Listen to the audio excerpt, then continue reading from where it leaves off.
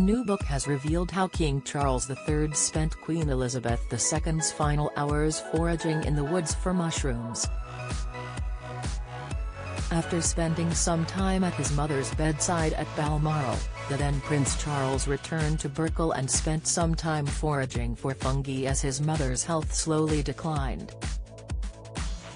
The book, written by Robert Jobson and called Our King, details how the monarch spent his final hours as a prince. Mr. Jobson wrote how he was flown to Balmoral on September 8 and spent several hours by the late Queen's bedside. As there was reportedly no immediate reason for alarm, the King returned to his estate on Royal Deeside to go for a walk in the surrounding woods. Mr. Jobson added that the monarch brought a walking cane and basket with him.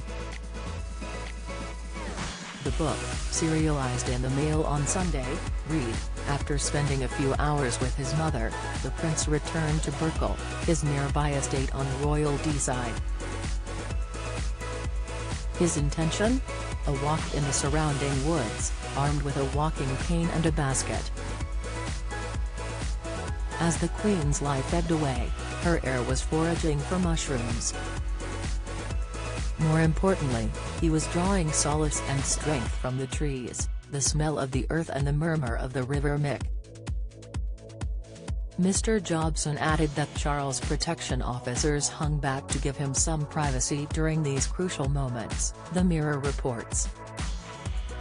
During the walk, Charles was informed that the Queen's health was deteriorating and he was flown to Balmoral to join Princess Anne, Camilla, and the Queen's doctor, GP James Glass. He arrived before she died at 3:10 p.m. As news of her death spread, other senior members of the royal family flew to Balmoral, including Prince William, Prince Harry, Prince Andrew, Prince Edward, and Princess Sophie.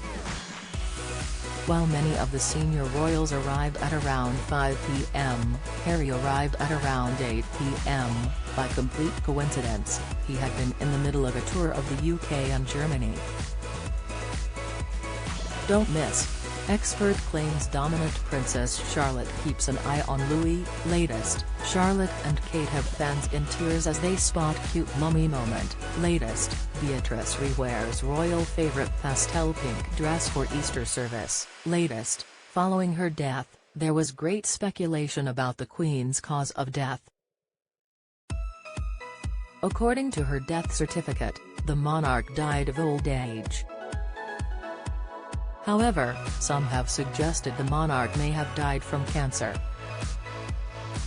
Others have suggested that Queen Elizabeth II may have died from broken heart syndrome, BHS. Although a broken heart is considered to be a metaphorical state associated with the end of a relationship, it is a recognized condition. Also known as stress-induced cardiomyopathy, the condition can have a significant impact on the body. It isn't fatal, but one expert said it could have been a contributing factor to the Queen's death. Dr. Deb Cohen-Jones said, "There is no strict science around it. But it's definitely an observed phenomenon.